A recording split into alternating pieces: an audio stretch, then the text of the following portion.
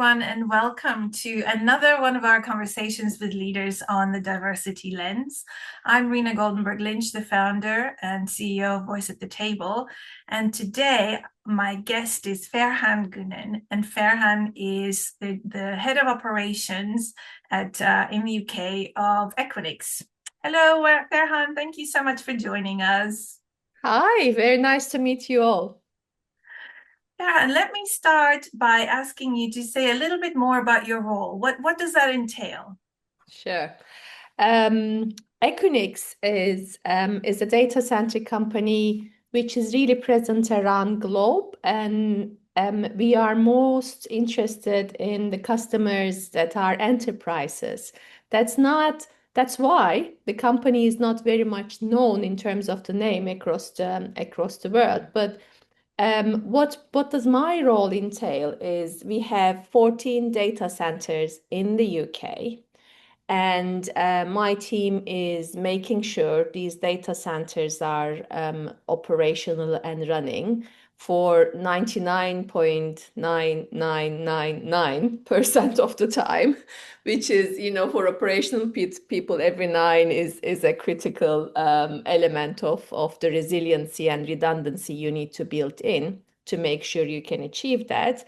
And also, we are making sure that we are replacing the equipment to keep the data center to the standards that we need, as well as making sure that we are compliant with local legislation, we are compliant with health and safety requirements, because obviously there is infrastructure involved. So it's a critical infrastructure for us. And for Equinix, it is more than 10,000 enterprises are using our data centers globally. So it's quite critical for the world to make sure that banks operate, to make sure that we can see our mobile content every day. That's kind of what it is, Rina. I'm happy to share more if you like.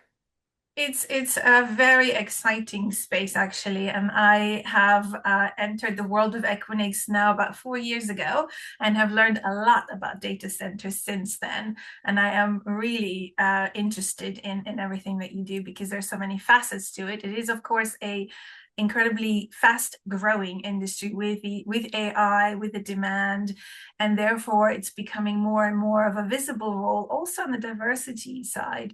So let me just back up. So operations is the sort of everything that's involved in running the data centers. Yes. And is it correct, if my recollection is that 50% of the business is operations? Isn't that right? In terms of, yes, in terms of the number of resources we have, definitely. And it is the main engine for our customers, obviously. They are coming to Equinix to be in one of the data centers, if not many. And that's quite critical for us to be running and making sure that we are available. We have uptime of the 6 nines, as I mentioned. And so 50% operations or so, and then it's a pretty technical role. I think a lot of it is quite technical. So what does that look like in terms of diversity? It is very technical, as you say. The majority of the team is engineering. It's either mechanical and or electrical engineering heavy, but we also have many different roles like project management, like construction, like finances, and all the other corporate functions, obviously. Um, because it's very technical, the historical trend of being very male dominant is also the nature of the talent in our industry, as well as in Equinix. And I actually remember that before you joined the company, there was a man in your place. So first of all, it's great to see that diversity is starting to take hold at Equinix. But let me ask you this: so heavily male-dominated sector. What attracted you to the role then? Um, I'm an electronics and telecommunication engineer by education, and the moment I went into university, I it was in Istanbul, which is where my origin is from. I was one of the 10% population, so that started quite early in my journey, and I was okay. I wasn't finding it extremely difficult. But then I went into telecom world and the same. You're one of the 5 to 10% population in different places that you are in. Then you get into the leadership ladder and it gets even more challenging because we see historically a lot of women has dropped from the workforce due to families, etc. And it gets more and more complicated. But um, for me, what was exciting about this role in Equinix was more around the challenge itself. Equinix culture is very welcoming, and I could see this from all the people who interviewed me during the process, which made it more and more interesting because it was very welcoming, because it was very open-minded, and humble, I have to say. And the role is interesting because it's a hugely growth industry, and it's getting even more with AI, as you mentioned. There is a challenge in terms of culture to be able to adjust to this fast transforming world. And it is a critical infrastructure. So it's kind of really what excites me. That's why it was the right challenge for me. But and I was told, as you were rightly saying, I was told that there is this presence of very male dominant environment, which I was fine with. Yeah. And it's interesting. And the reason I asked the question is because I know that Equinix have made an effort to bring in more diversity, to bring in more women, particularly into leadership. And you were one of the female leaders whom they attracted. Soon after you joined, the CEO came across, was also a woman, is a woman now, and a number of other female leaders came in to run different regions and countries. So there was an effort to bring in more diversity, starting with women, I think, who are highly underrepresented generally in Equinix and the sector as well. So what do you think is driving that? You mentioned a little bit that there is, or at least my interpretation of what you said is that there is an understanding that with growth and the change in culture, you need a different style of leadership, you need a different type of diversity. Is that part of it? Yes, to answer short, but in terms of how diversity changes the business results, I think we have enough research now. We all know that having diverse perspectives is making the decisions richer, and it's also enabling businesses to get much better outcomes. In terms of Equinix, we are so lucky to have Adair as our CEO. She is very down to earth, very business focused. And she's a great example of a woman who has come from different background. She started as a teacher to her career, and she went through many different roles to become the CEO of this company. She was in the board before she took on the CEO role. And we have several role models. I think the big thing for businesses is if you bring in the leadership, diverse leadership, then the thought process starts to evolve. And also you're helping the younger generations to have role models where Yeah. they can say, yeah, that's part of the normal if I wanted to. And that's been helpful. After I joined, naturally, there were some changes in the organization, and having a diverse pool is the biggest change that I think all the companies are starting to make. Many are much more ahead, and then the right person with the right skill set and experience is getting the job. If you don't have the diverse pool, then the challenge starts there because you are only looking at certain proportion of the talent you could be having. Mm. So Equinix is very much into this. Equinix is welcoming a lot of different underrepresented or historically underrepresented groups to be having a social community within the company so that they can feel that they are empowered and they have a voice, which is making the company to have better business results. That's great to hear. That's great to hear. And also, I can say that I've seen a change over the years, and maybe there's been more rapid change in the last 3, 4 years. Also since you've come on board, Ferhan. And I'm wondering, are you able just to give us maybe a few sort of data points in terms of maybe where the diversity was before, maybe in gender terms, and how it has changed over the last 3, 4 years, and then we'll take a look at maybe some specific things that Equinix has done to do that. Sure. So it's an ambition and it's not a metric for Equinix. We have an ambitious goal to increase our diversity. Women presence is a metric that we can measure globally, which makes it easier to capture. And in US, we can also measure the Latino and Black. So that's also helping US population to see the presence. But coming back to some data points, we used to have much less women in the leadership role, which is really the norm so far, and it's evolving with the efforts, conscious efforts that the industries, I mean, all the tech industry, I would say, it's not only data center is taking. I can call out my own team, for example. We were 85% male when like 2 years ago, and now the leadership team is 50% man and 50% woman, which is a really great start to have.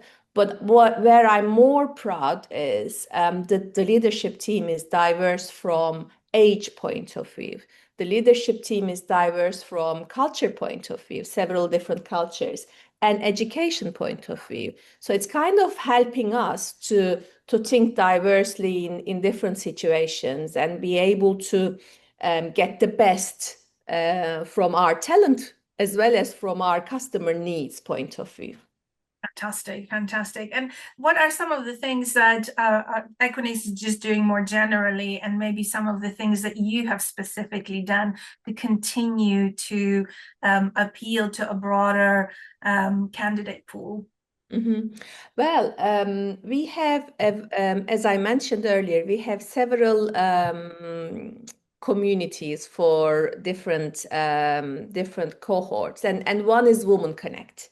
So Women Connect is a company-wide, we call them EECNs, and they are like a corporate community network that's voluntarily run by people who are feeling that they are part of this community. Women Connect is quite big in Equinix. And as part of it, we established recently a Women in Ops community. And Women in Operations is where we have more need to put a conscious effort because of the technical industry challenges of not having enough women in the talent pool to start with, but also to evolve.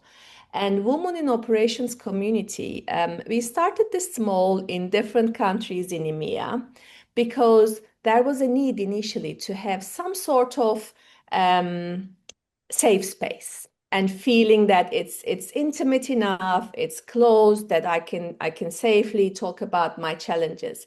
And now we are making it more an EMEA network. And thanks to your help, we have our terms of reference defined. We are now becoming a more well-known entity across the globe.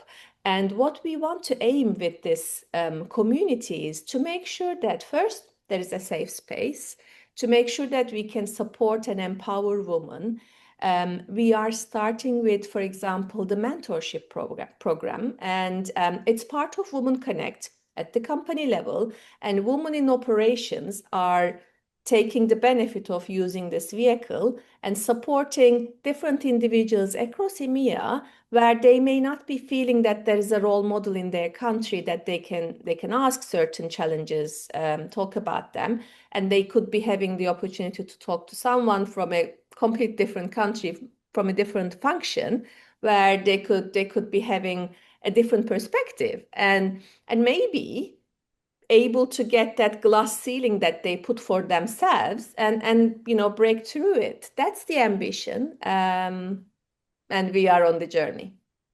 And I have to say that this is the new network, the Women in Ops community across Europe. And just recently, I've been speaking to some different people in ops, not in the UK, and they are very. I mean, these are male leaders who've been around for a while, and they are very happy that this is in place. So it's also interesting to see that even where you might not expect support, Mhm. it's there because this understanding, it just trickles through the organization that this is an important part of the culture, an important part of the business. And then that's something that you put in place yourself. What about that slogan behind you, days of understanding? Because I want you to talk about that, because I think that's amazing. Thank you so much for, I'm quite proud about this initiative. Days of Understanding is something which has been in Equinix for several years now. And this is the period now we are getting into Days of Understanding in the company. Every year we would have a theme, and we would run some local events and workshops to talk about that theme, to enable people who may not be feeling that they can talk about this topic, to talk about it more freely and openly. This year, it's about feedback. It's about how do we give feedback, how do we receive feedback, and how do we process that feedback more effectively in order for us to get better towards our business outcomes, towards our strategy, but also still keep the care that the culture of Equinix is having very heavily, and being able to have care. Sorry, the word we use is have accountability with care. I found I was part of this last year, first time, because I've been in the company for 2 years. And what happens is it's really an environment where people start to share things openly. Of course, you are a big corporate. I mean, Equinix has 13,000 employees globally. And having these local communities where you could be talking about certain topics, which is invited by the company, is really encouraging. And as I mentioned, this year it's going to be about feedback, which is an important part of the culture as part of our new strategy. Very good, very good. So, and I also want to talk a little bit more about also inclusion and inclusive leadership in particular. And I just want to draw the difference between, we've been talking about diversity, and to me and to you, based on what you've explained, Ferhan, it's diversity is about the difference that every individual brings. It could be a demographic difference, but it's more than that. It's about your upbringing, your education. There's so many things that make us as individuals, and that is the wealth of diversity. But then how do we make use of it? How do we tap into it? That's what inclusion is about. Inclusion is creating the kind of environment in the business that allows us to tap into that wonderful wealth of diversity around us. And it's not as simple as it sounds. It's not simply being welcoming and friendly. Yes, that's a start, but it's a lot more than that. And my first question to you is, what is an inclusive leader? How do you see your role? What are some of the things that you do to make sure that you hear and invite every person around you to contribute fully? It is really it's not easy, as you say. It needs conscious effort, because as we are all different, we also have very different ways of sharing our perspectives. Some individuals would feel that they need to be they are more quiet, for example, in a meeting. And sometimes even if they have something to add, to contribute, they might stay quiet. And for me to understand this has taken some time because by nature, if I have something to say, I would. And when someone stays quiet, my assumption was in the early days because they're fine. They don't have that additional bit. But the more I dig into this space, the more I learned that that's not correct. And most of the time, what's interesting is the person who stays really quiet for a while has a really good angle to bring to the topic. And what I learned over years is I invite them. I asked them, you've been quiet for some time. Do you have anything different to add or anything to share with us? And most of the time they come up with a really good question to ask. And my feedback to those individuals, if that's appropriate in general, is we'd like to hear more of these. Why don't you share more of it? Just to give them the feedback that it's really valuable. Another piece is being curious. Right? Sometimes someone says something, and and you feel like, okay, you know there is something different there, but you don't really understand, and that could be a clue to try to dig a bit more and try to understand what's actually going on in there for you to be able to unpack and maybe resolve something that's not great is happening over there. So this requires a conscious effort because, as I said, we are all naturally having tendencies, and when you're in the leadership role, you cannot just assume your style, your preferences is the right one. You need to think about the bigger cohort. And in order for you to be able to bring in that bigger cohort, you need to understand the differences people may have, which is very interesting for me. I love learning. I haven't studied psychology or that's not my expertise, but I love to see certain learnings that we have is coming into life through real interactions.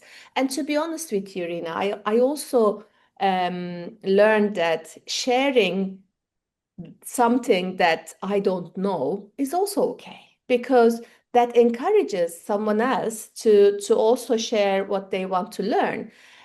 So it takes some time, but those are my key tools, let's say, to share. I just thought of one example while I was talking about this. Inclusion is critical, and having an ally around you is another very, very important piece. And um, I had been in an environment where well, I'll go back 20 years, and I was pregnant for my first son. He's 20 now, he's in the uni. Anyway, I was in a meeting all day. We are discussing about a network replacement strategy in a room, probably 8 people or so. It's 6 p.m., everybody's tired, and I'm 8 months, like a big bump. So the person next to me says, "Oh, Farhan, I know you're pregnant, but I have to smoke. It's been so stressful. We had a long day, and I have to smoke." And he takes the cigarette. The guys, next to them, they just all start smoking. And my solution to the problem is going next to the window, opening the window, trying to avoid the smoke. Obviously, we're past those days. There is none of these happening in our lives anymore.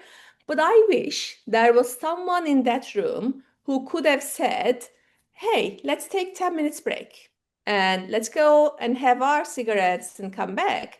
I couldn't do it for myself. I didn't have the voice then. But if there was someone else in the room, if that ally was there and if they could do this for me, that would have made my life so different in that moment. Yeah. I mean, look at this. 20 years down the line, I still remember that moment very vividly because that's where I felt that I'm not part of this whole thing. Yeah, that's a really great example, actually, because you don't also feel comfortable speaking up. And there's a great example of, when you do speak up, people will take action. But, as perhaps the only woman in the room or one few, it's difficult to do. And I think generally also, especially when you're pregnant, you're very much aware of what everybody might be thinking. So in today's inclusive leadership, that's something that people should take into account as leaders as well, to think about those, unusual circumstances. I remember Sheryl Sandberg in her book Lean In was one of the examples where in the good old days of Meta or Facebook at the time, she said she was pregnant and she having to go to appointments in the morning. She used to park her car, arriving at Facebook way far away from the office, and then with her bump had to go through the heat of the day to the office. And then she walked up into Mark Zuckerberg's office and asked, wouldn't it be an idea to create one or two extra parking spaces right next to the disabled parking spaces for pregnant women? And he said, what a brilliant idea. I would have never thought about it myself. And that's another thing that allies can do is bring up some of these ideas. And there was another great example from Equinix, actually, where one of the MDs of a different country decided to listen.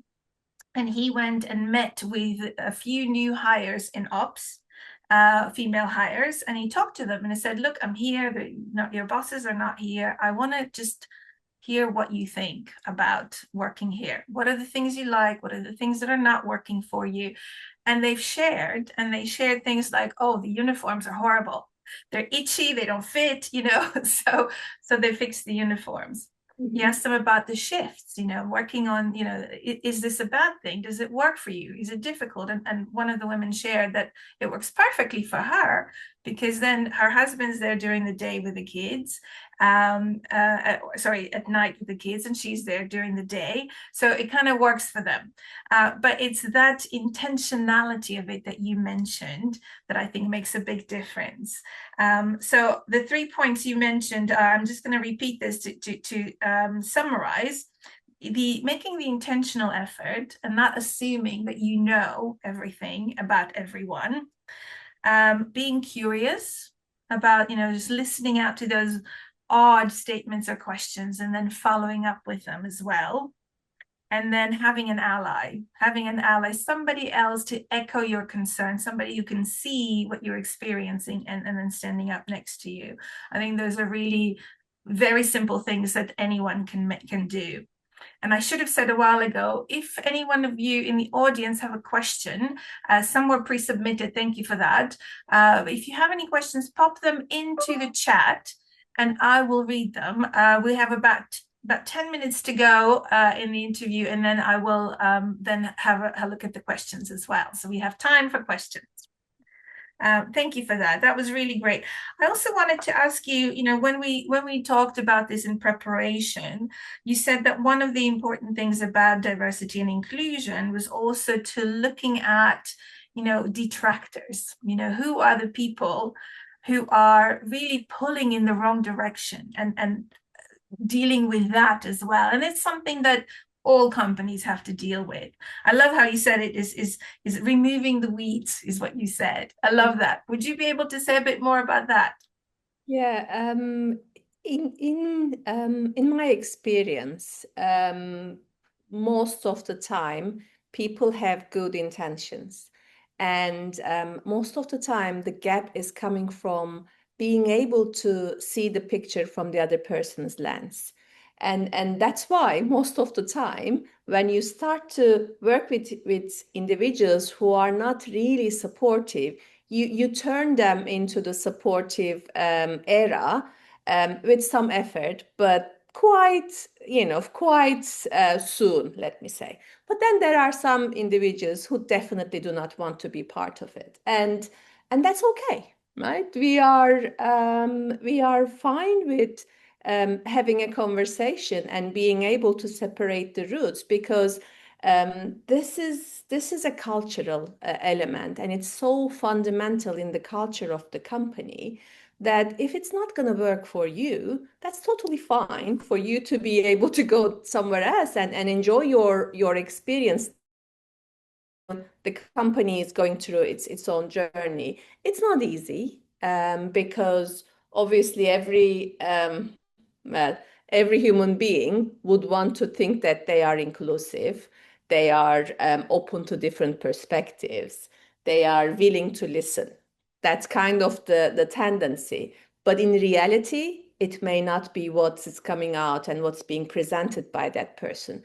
When you share it most of the time, people realize and take a step forward, ask for education, ask for different perspectives. But if it's not happening, then I guess it's best for everyone to make the right call and separate the roots. And it's happened several times, which I think is really important because in those situations, neither party is happy. They are both having a challenge with the environment where the culture is not fit for them and they are trying so hard to make the change where they can't, and the people around them is struggling with that as well. So yes, that's part of the leadership roles Yeah. that we need to take, but I think it's the right thing for both sides, as I mentioned. Yeah, yeah. And I like the fact that what you mentioned about, not everybody's going to come along on this Mhm. journey. And we do talk about this a lot when we talk to clients because, the tendency seems to be to focus on the people who are not coming along. And Mhm. in our experience, 20 to 30% of the population just doesn't necessarily come along with the change, but the Mhm. rest, 70 to 80% do. And some of them are still sitting on the fence. They need more education, they need more encouragement, they need allies. And so, why not focus on those 70 to 80% and get the culture right? And then, as you say, the ones who decide not to come along, either they might come along or they'll notice the discrepancy in the values in the culture Mhm. and find another way for them Yeah, to either leave or find a way to cope one way or another.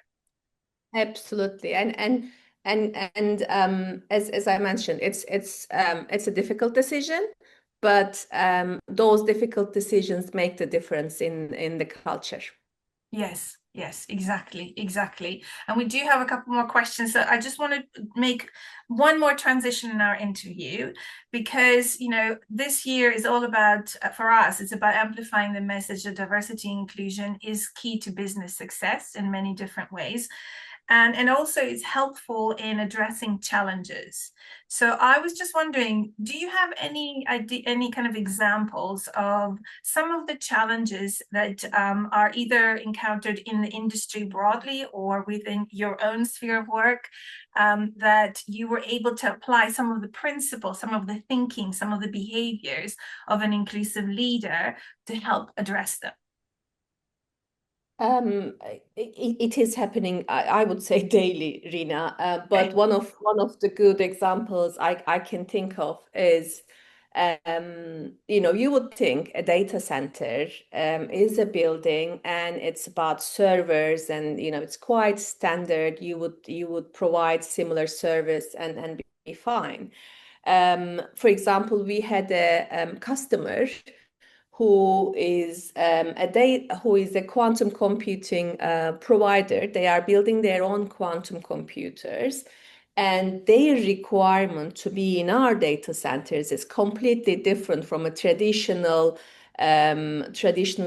company who wants to host their IT in our data centers. And the initial reaction from the engineering world is no, we can't accommodate because that's going to cause so much challenge for the existing customers. we need to change these standards, and changing those standards will create these risks.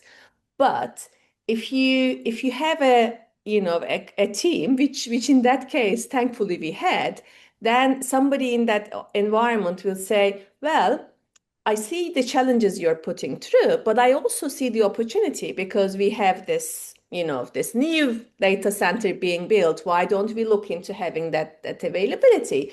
Um, and by bringing that quantum compute into our data center ecosystem, what we are actually enabling is all those 10,000 businesses who are in our data centers somewhere in the globe is able to have access to this quantum computer to do their businesses. And it's somehow such a big enabler to the ecosystem, to the whole client base, that they would normally need to go to a complete different company. They would need to do all the cybersecurity related, adjustments, changes, etc. They wouldn't know how to be able to go through the journey of this. Whereas now it's suddenly all enabled for these customers. And it's because we had this mechanical engineer who was thinking differently. So I think it's all about one, that person who thinks differently, if they are feeling that they can share this and they are not going to be seen like the person who is coming completely irrelevant and not understanding the real business, then they will be able to say things, and then the business will be able to start thinking about the possibilities. And that's why the culture, that's why investing in these without the problem is there is the fundamental piece, because you're not trying to solve that problem. You're trying to have an environment where people will feel okay to share different perspectives. And once that voices are coming up, then it's about picking the right ones and making sure the right discussions are happening. I love that. I love that. And it's interesting because one of our clients have asked, for stories that showcase how inclusion actually lives or works, and diversity and inclusion. And this is a perfect example of that, because when you tell the story, nobody instantly thinks this is diversity and inclusion in action, but it is, to enable people to contribute in that way and to allow them to think differently, to allow them to see the opportunity, to allow them to challenge the status quo. That's what we're talking about. That's what we're doing in enabling that diversity. I love that word as well, enabling. So it's a brilliant example. Thank you. And we could talk and talk and talk. There are a few questions that I would like to pose to you, if that's all right. We'll start with the one that is on the chat from Astrid. And the question she has is, if you could say a bit more about the support network that you were able to lean on during your career, and how important is it to have that, and how much the company should support that journey if you don't have Thank your own support network? Yeah, I think it's a great question. And I was lucky enough that in my upbringing, I felt quite included. I'm the third child in our family, and I'm quite late in the family, and everybody kind of was very supportive for me. So I was lucky from the upbringing. And my husband has always been a big support of my career. So that enabled me in many ways.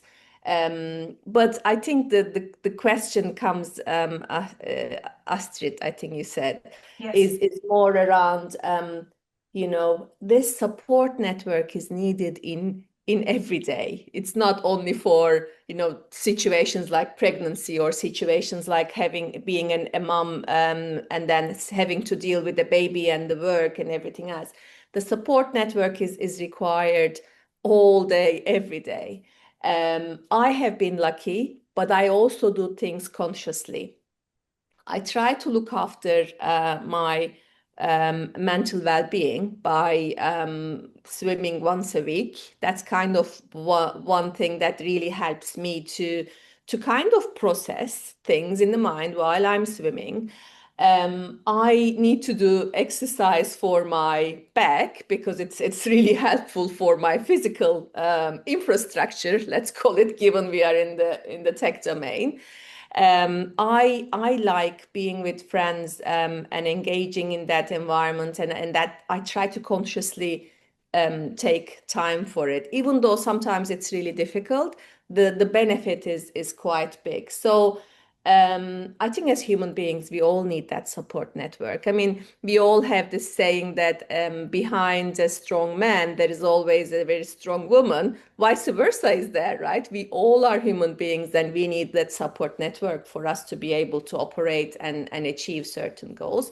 And this role could change, right? Sometimes you are the one who is that support network to support your partner, and then the other person comes in. Yeah, I guess that's how I would react to it. And how much do you think, how much of that kind of support should be provided by companies? Oh yes, that's angle. I think companies are much more aware, and to me, what's happening these days is a really good balance in terms of creating the environment where people who want to be part of that community are part of it. Companies have to be mindful because if you don't, then competition will come and get your talent. So it's not really a choice. It is a necessity to make sure that you're supporting the talent in the right way so that your business will stay in the competitive landscapes, because we all know talent is the biggest challenge in many industries, and in data center industry I can tell you that the industry is booming. We have lots of competition popping up here, there, everywhere. And talent is what's going to be making the difference in terms of who wins this race. Yeah, absolutely. So lots and lots of support required. And I just want to supplement what you're saying by saying that, you know, a lot of the, let's say, dominant represented groups have their support networks organically, like you have grown up in that. You're very fortunate to have your own support network. So I think it's down to the companies to recognize where that support is not available. And you've done that again for the women of ops across EMEA, and you've now provided a network for them where they can go for that support. So that, I think, is an important aspect of a company's responsibilities, to notice where that support is not there and see what can be done. It doesn't have to be expensive. It doesn't have to be hugely resourceful. It just, taking a look at it and recognizing it and then seeing what can be done. And you demonstrated that, and I think Equinix does that brilliantly as well. Also coaching and training, I know you have also access to all of that in the company. Yeah, and I would also, just let's just think about the pandemic times. How are all needs changed Yeah. and how different companies reacted in different ways.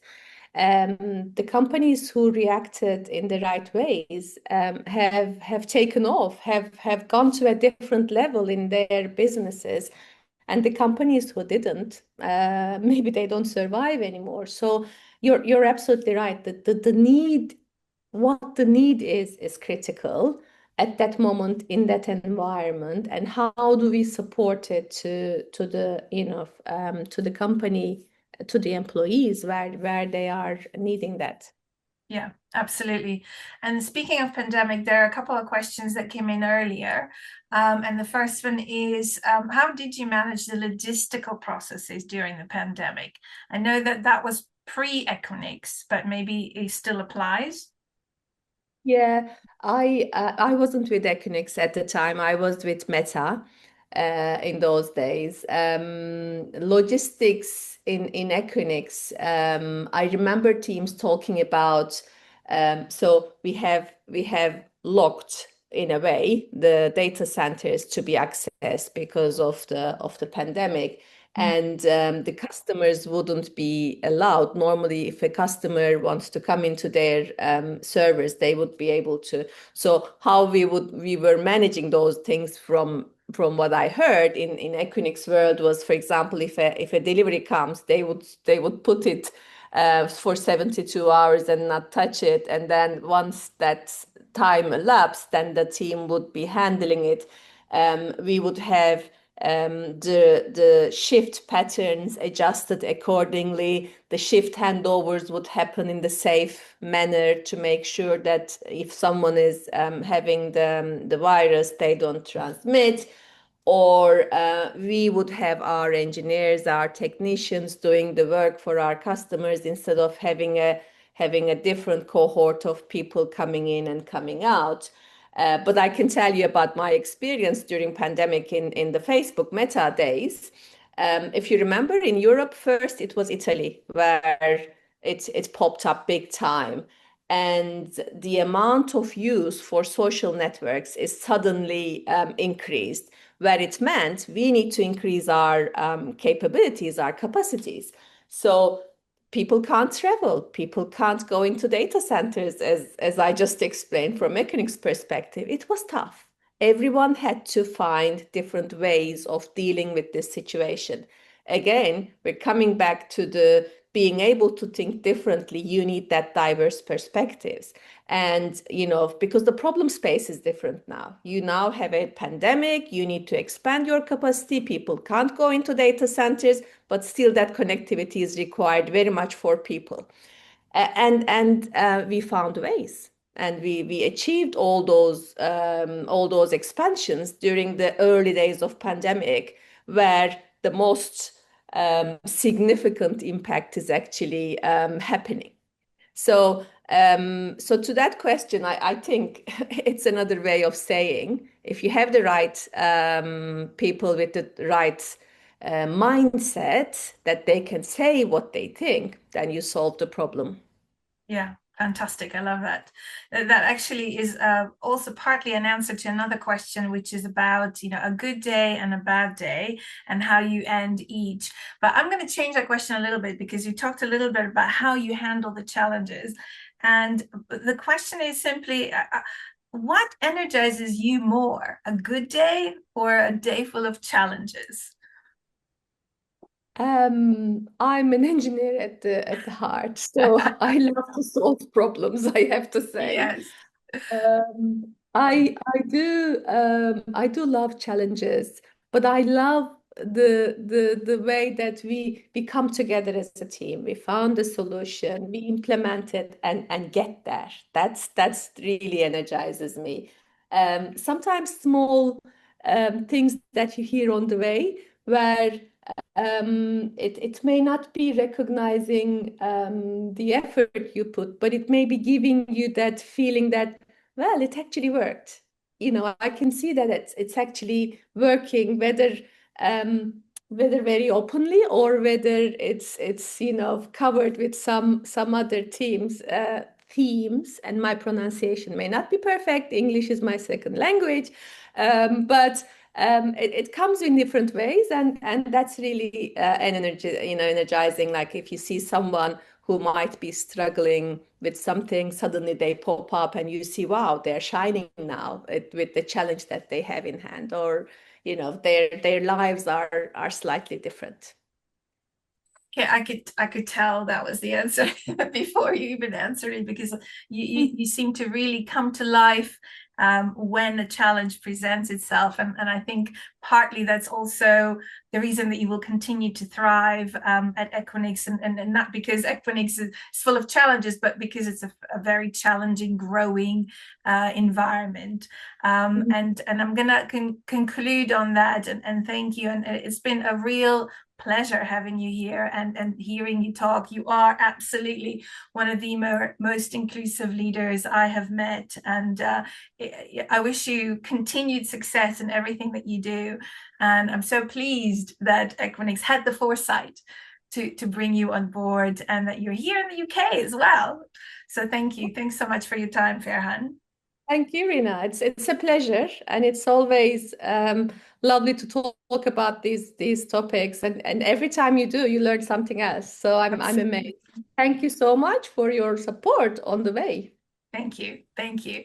And I also wanted to share with our audience that if they are interested in these topics more broadly, the topic about how diversity and inclusion support the business, we have a conference coming up on that, not all the way until November. But the reason I'm mentioning it now is because we have an early bird ticket special going on right now. So the conference is on the 4th of November. It will talk about, we'll have panels addressing different challenges in different industries and how inclusive leaders like Ferhan are applying diversity and inclusion to solve some of these challenges. So it's going to be great. They're all going to be business people from different sectors. And I think it's going to be a really great conversation, a conversation that I believe we need to have. We need to put diversity and inclusion in the forefront of strategy as part of imperative to any business success. This is a code for, well, it's not a code. The early bird discount is £100 off. It's a full day event from breakfast all the way through lunch, and then we have celebration drinks. What are we celebrating? We're also celebrating our winners in the Inclusion Leader Awards after the conference. And the nominations have just closed, Ferhan. They just closed last night at midnight, or the night before at midnight. And literally we had a final entry at midnight to come in. Wow. So it's fantastic. And I have to say, quite a few nominations from Equinix as well, including yourself. Congratulations. Thank you. So it is wonderful to hear, and a great thing to celebrate. So I do hope that people join us for that. It's a great time also to network with people and meet people like Ferhan and others. So do join us for that. We will follow up with an email with all the required information as well. And we have a little feedback form. If you would like to take a few minutes, click on the Menti link in the chat and let us know what you thought about today, and just more broadly, if you also have any ideas or suggestions for us, we are absolutely open to them and would love to hear. And until then, thank you very much. Thank you again, Ferhan, for taking the time. I know how busy you are, so it's very, very much appreciated. And thanks to everyone else for attending today. Thank you. Bye, everyone. Bye-bye. Thank you. Bye.